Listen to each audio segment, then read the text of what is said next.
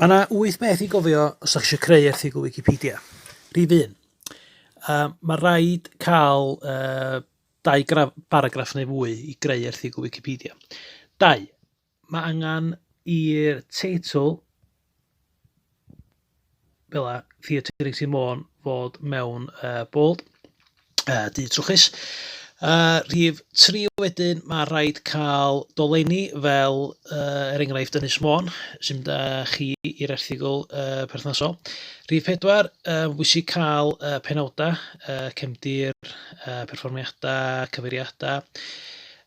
Rhif 5 wedyn, mae o'n bwysig bod chi'n cael cyfeiriadau, references ar gyfer bob un erthygl, bod chi'n nodi lle ydych chi wedi cael y wybodaeth. Wedyn, rhif 6 wedyn ydy os oes na lun ar Wikimedia Commons, bod chi'n ddefnyddio fo. 7 wedyn ydy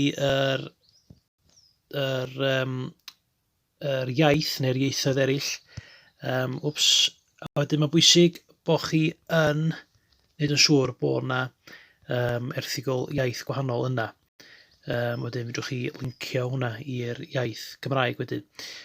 So yr logo reit yn top fyna ar ochr chwith.